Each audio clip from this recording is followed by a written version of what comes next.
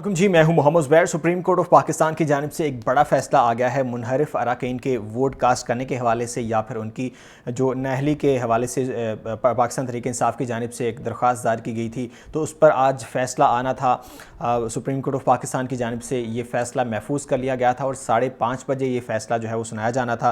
तो 5 रुकनी जो है वो बेंच था जजिस का, जिसने ये फ़ैसला जो है वो करना था, जिसकी सरबराही chief justice Pakistan justice Umar Ata Bandial कर रहे थे और दीगर जो है वो 4 जजेस इस जो है वो बेंच का हिस्सा थे। तो आज ये बड़ा इंपॉर्टेंट फ़ैसला जो है वो सुप्रीम कोर्ट ऑफ पाकिस्तान की जानिब से आना था, जिसका बहुत जो है वो बेसब्री से इंतज़ार किया जा रहा था, ख़ास तौर पर पाकिस्तान तहरीक इंसाफ की जानिब से, क्योंकि पाकिस्तान तहरीक इंसाफ वो जमात थी जो कि ये मुनहरिफ अरकान हैं, इनकी वजह से एक बड़ा जो है वो नुकसान उनको उठाना पड़ा और एक खमियाजा भुगतना पड़ा, इमरान खान को अपनी हुकूमत से हाथ धोना पड़े और ये उन मुनहरिफ अरकान के हाथों ब्लैकमेल होते रहे, जिसमें ये राजा रियाज और नवाब शेर वसीर और फ़लाँ ये जितने भी हैं, ये सारे पीटीआई के मैंडेट पर इन्होंने जो है वो ये इलेक्ट होकर आए थे और फिर पीटीआई की गवर्नमेंट को ही जो है वो ये ब्लैकमेल करने लगे और फिर अपोजिशन जमातों के साथ मिल गए। गो कि इनका वोट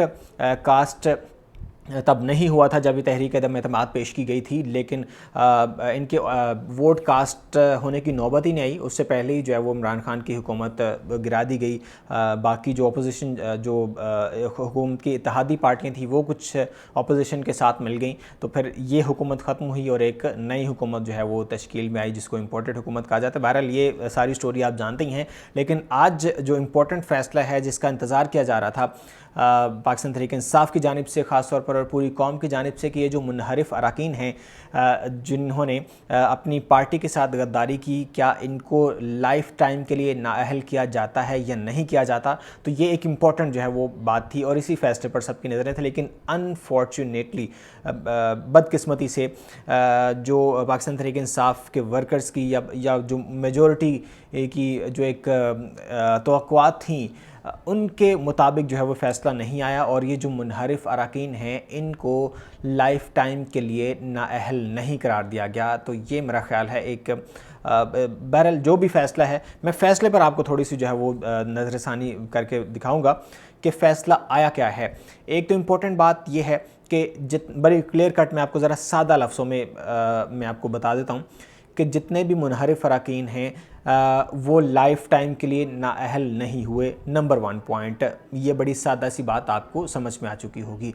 नंबर 2 बात ये है कि जितने भी मुनहरिफ अरकान हैं इनका वोट कास्ट नहीं होगा। ये एक इम्पॉर्टेंट बात है। अब जो अदम एतमाद पेश की गई थी उसमें तो इनको वोट डालने की नौबत ही नहीं आई। इनके वोट डालने से पहले ही गवर्नमेंट के पास जो अभी गवर्नमेंट है उसके पास 174 का नंबर पूरा हो चुका था। 172 उनको चाहिए थे, उन्होंने 174 वोट हासिल किए और मुनहरिफ अरकान ने वोट डाला ही नहीं। लेकिन आइंदा के लिए एक जो है वो फ़ैसला सुना दिया गया है सुप्रीम कोर्ट ऑफ पाकिस्तान की जानिब से। आइंदा अगर कभी किसी भी हुकूमत के ख़िलाफ़ अदम एतमाद पेश की जाती है और उसमें फिर कुछ अरकान जो कि मुनहरिफ हो जाते हैं अपनी ही पार्टी से, तो वो अगर वोट कास्ट करते हैं तो वो उनका वोट जो है वो गिना नहीं जाएगा, उनको वोट काउंट नहीं होगा, लिहाजा वो वोट कास्ट नहीं कर सकते। तो इससे एक बड़ा फ़ायदा हुआ है आने वाली हुकूमत के लिए या हमारा जो गवर्नमेंट का इंफ्रास्ट्रक्चर है, कि अब कोई भी जो लोटा है जो फंड्स तो जो है वो अपनी पार्टी से लेगा, जो कि इलेक्ट अपनी पार्टी के नाम पर होगा, वो निशान कोई भी है, वो शेर के निशान पर अगर वो कामयाब होता है या बल्ले के निशान पर होता है कामयाब या फिर तीर के निशान पर कामयाब होता है, यानी अगर वोट उसको अपनी पार्टी की वजह से मिलता है और फिर वो अपनी पार्टी का ही जो है वो मैंडेट चोरी करके फिर अपोजिशन जमात के साथ मिल जाता है, लोटा बन जाता है, मुनहरिफ हो जाता है, अपनी पार्टी के साथ गद्दारी करता है, तो वो कहीं जा नहीं सकेगा, वो कहीं बिक नहीं सकेगा। यानी यूँ कह लें कि लोटों की कीमत अब सिफर हो गई। लोटों को अब जो है वो ठुड्डे भी कोई नहीं मारेगा। कोई उनको ठुड्डा भी मारेगा तो वो कहेगा कि पैसे दो मैं तुम्हें फिर ठुड्डा मारूंगा। यानी इनकी जो औकात है वो अब ये रह गई है। अब जाहिर है जब इनका वोट कास्ट ही नहीं हो सकेगा तो फिर ये किसी दूसरी पार्टी के साथ कैसे मिल सकते हैं। कोई इनको 15-15 20-20 करोड़ में कैसे ख़रीद सकता है या क्यों ख़रीदेगा इनको 15-20 करोड़ में, क्योंकि इनके ख़रीदारी का कोई फ़ायदा नहीं होगा अगली पार्टी को। तो ये एक बड़ी इंपॉर्टेंट बात है। बहरहाल फैसले के हवाले से मैं आपको थोड़ा सा और डिटेल से बता देता हूँ कि ये 5 रुकनी जो है वो ये जजेस का बेंच था जिसने ये फ़ैसला सुनाना था। और ये आर्टिकल 63 की तशरीह के सदारती रेफरेंस के हवाले से ये जो केस है इसकी समाअत जो है वो चल रही थी और इसका आज फ़ैसला जो है वो सुनाना था।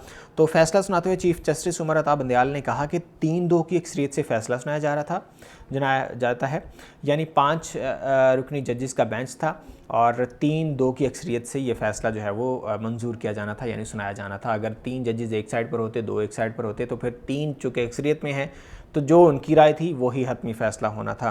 तो जिसमें 2 जजेस हैं, जस्टिस जमाल मंदुखेल और जस्टिस मजहर आलम मियाँ खेल, इन्होंने इख्तलाफी नोट लिखे हैं, यानी इन्होंने इस फ़ैसले से इख्तलाफ किया है। और जो बाकी के 3 जजेस हैं जिनमें चीफ़ जस्टिस ये उमर अता बंदयाल, चीफ़ जस्टिस जिसमें चीफ़ जस्टिस एक उमर अता बंदयाल और जस्टिस एजाजुल हसन और जस्टिस मुनीब अख्तर, इन्होंने अक्सरियती राय दी है, यानी जो इन्होंने राय दी है वो फिर हतमी राय जो है वो करार दी गई है। तो इस हवाले से ये जो उनकी राय है उस फैसले के तनाजुर में जो मुनहरिफ अरकान हैं ये वोट कास्ट नहीं कर सकते, लेकिन इनको ताउम्र जो है वो नाअहल नहीं किया गया। और इस वाले से फिर चीफ़ जस्टिस ऑफ पाकिस्तान के रिमार्क्स भी थे, उन्होंने कहा कि ये जी मुनहरिफ अरकान ये एक कैंसर हैं, ये सियासी पार्टियों को अंदरूनी तौर पर जो है वो कमज़ोर करते हैं। ये कोई भी सियासी पार्टी हो तो ये इसके लिए अच्छी चीज़ नहीं है, तो लिहाजा इस कैंसर को जो है वो ख़त्म होना चाहिए और इनका जो वोट है वो आइंदा के लिए कास्ट नहीं होगा। तो ये एक इम्पॉर्टेंट फ़ैसला था सुप्रीम कोर्ट ऑफ पाकिस्तान की जानिब से। इस फ़ैसले के हवाले से आपकी क्या राय है? आपने इसको कितना खुश दिली से तस्लीम किया है या इसके हवाले से आपका क्या इख्तलाफ है? जो भी आपकी राय है नीचे कमेंट सेक्शन में आप अपनी राय से आगाह कर सकते हैं। चैनल को सब्सक्राइब नहीं किया, चैनल को सब्सक्राइब कर दें। मुझे इजाज़त दीजिए, अल्लाह हाफ़िज़।